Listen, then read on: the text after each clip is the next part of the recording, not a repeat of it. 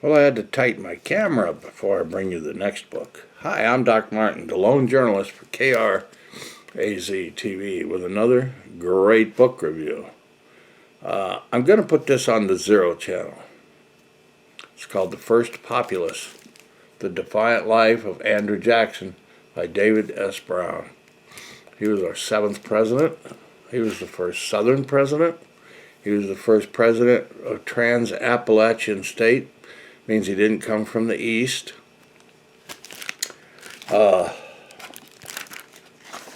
is a, see, where was it published? Scribner, New York, London, Toronto, Sydney, and New Delhi are the publishers. A revelatory, masterful biography of President Andrew Jackson offers a new perspective on his charismatic figure in the context of American populism, identifying the reasons for his unprecedented appeal while showing us the man, the soldier, and the politician in his full complexity. Well, it sure does. So, David S. Brown teaches history at Elizabethtown College in Pennsylvania. He is the author of several books, including The Last American Aristocrat, The Brilliant Life and Improbable Education of Henry Adams, Paradise Lost, A Life of F. Scott Fitzgerald, and Richard Hofstadter, an intellectual biography. This guy was something else. A number of biographies have been written about the 7th president of the United States, but none has positioned Andrew Jackson so firmly in the forefront of the country's populist tradition. He was the first. Now, historian David S. Brown traces Jackson's unusual life and legacy, shedding new light on his place in our nation's history and focusing on his role as a leader of the people. Andrew Jackson rose from rural poverty in the Carolinas to become the dominant figure in American politics between the ages of Jefferson and Lincoln. His reputation, however, defies easy description. Isn't that true? Well, you'll find that out. Some regard him as the symbol of a powerful democratic movement that saw early 19th century voting rights extended for propertyless white males. So it didn't go quite far enough, did it, women? Others stress Jackson's prominent role in removing Native Americans from their ancestral lands, which became the center of a thriving southern cotton kingdom worked by more than 1 million enslaved people. A combative, self-defined champion of farmers, mechanics, and laborers, Jackson railed against East Coast elites and Virginia aristocracy, fostering a brand of democracy that struck a chord with the common man and helped catapult him into the presidency. The general, as he was known, was the first president to be born of humble origins, the first who was an orphan, and the first and thus far only former prisoner of war that a nearly fatal experience that occurred during the American Revolution. So this guy went way back, see. That occurred during it when he was a teenage courier. He was captured and assaulted by British soldiers. Drawing a wide range of sources, The First Populist takes a fresh look at Jackson's public career, including the pivotal Battle of New Orleans, that's what made him famous, in 1815, and the bitterly fought bank war that pitted Jackson against the federally authorized Second Bank of the United States, which he attacked as fundamentally corrupt and controlled by financial elites. Kind of like Federal Reserve. It reveals Jackson's marriage to an already married woman in a deadly duel with a Nashville dandy and analyzes his magnetic hold on the public imagination in the momentous decades between the War of 1812 and the Civil War. presenting a full portrait of a consequential and controversial American life, the first Populist offers a new interpretation of Jackson's legacy, showing Old Hickory's place in a larger historical context of division, dissent, and partisanship, which have been rekindled in our own times. They said that there have been 3 populist presidents, and one of them, he was the first. They said Reagan, and then I guess Trump. Now, President Trump, I don't know, he quoted Jackson quite a lot in this book. I mean, not from this book, but a lot of some of the measures that Jackson took is what Donald Trump admired. So, amazingly enough. He had 150 slaves. He moved to the Hermitage near Nashville, Tennessee. I think I've been there because the pictures in here show the cabin and stuff. I kind of remember that. I lived in Tennessee a little while and moved around, but it was called the Hermitage. He married Rachel Donaldson, and what's an amazing thing is when he was finally elected, he was 50-some years old, 55 when he was elected president, that his wife died before he took the oath of office. So she died on December 22nd, a month and a half after he was elected. And he never married I guess Buchanan was the only bachelor. I'm not sure. I'm pretty sure. So, and those presidents, he came afterwards. So, the first parties in America were not Republican or Democrat, and they were all called, federalism is what the term was used. And then Jefferson came in, and he started a party called the Democrat-Republican. And he had his ideas and Manifest Destiny, made the Louisiana Purchase, and opened up the area. And then Spain had the western end of Florida and certain areas. And then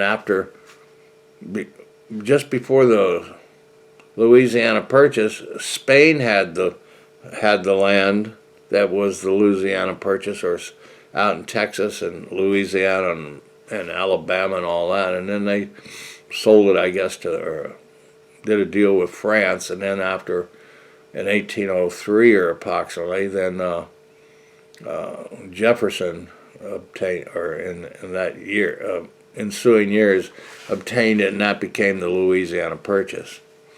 And then the War of 1812 broke out. That's where they burned Washington, the Brits did. And they landed, now, in the interim, the lead up before the war, Jackson was a militiaman, and he wanted to become a general, and he worked his way. He wanted to be a gentleman, but he was in the old style. I mean, they'd fight duels, and he actually shot and killed a guy.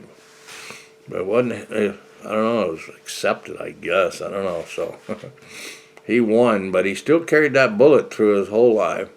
Then somebody else later shot him in the elbow, and I think that bullet stayed in him or wrecked his arm. But anyway, as a general, under Monroe, I think he,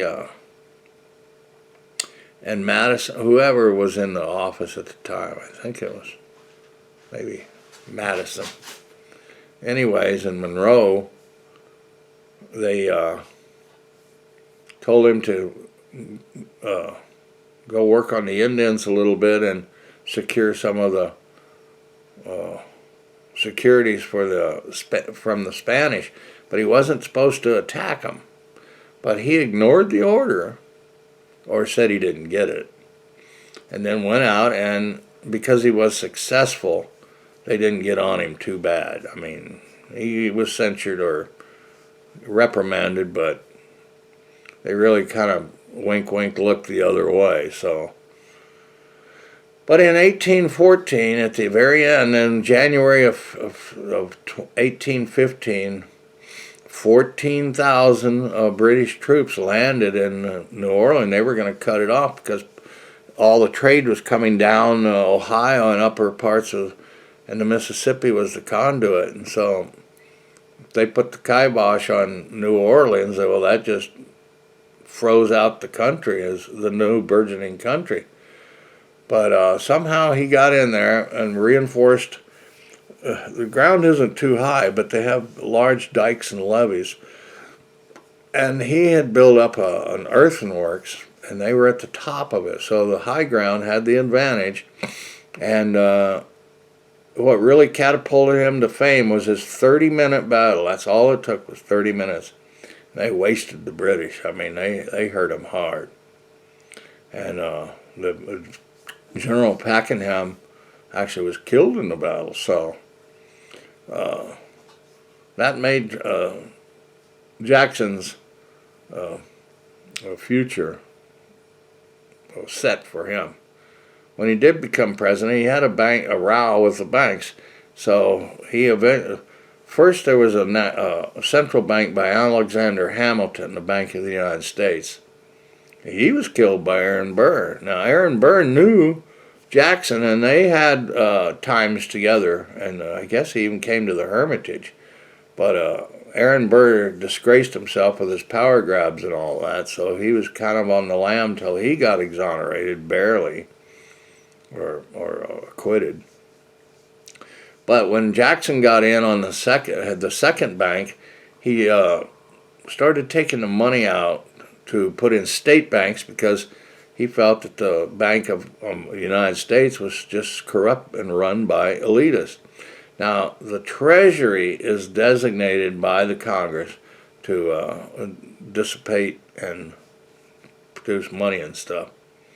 And banks are run by guys who will look out for themselves mostly, and everybody got enriched. This was a year of a time of favors. So when a president got in, most of his early days were trying to get everybody a job or build his cabinets. He had one called the kitchen cabinet because in the first year, I mean, he ran through 9 or 10 members, and then he had people on the side and informal people that really advised him, and I don't know if people liked that or not, but endeared him to the people, and the little guy, he was out for the little guy. So he destroyed the partisan early part of Virginian and the East Coast aristocracy, and it never became the same after Jackson was in. So it's a fascinating story, and one that just really, it's relevant today because this is how things happened. In his second term, which he won, they really peeved off people like, the states, and he said he was born in South Carolina, but South Carolina came up with this idea of nullification. We don't have to obey federal laws in our state if we don't want to. And that was the beginning of secession. And the fact is, there was a term called no nullification, no secession.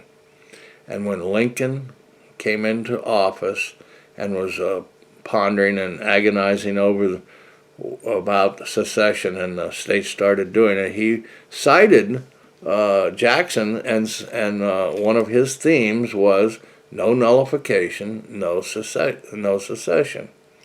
So he did have an effect on a lot of presidents.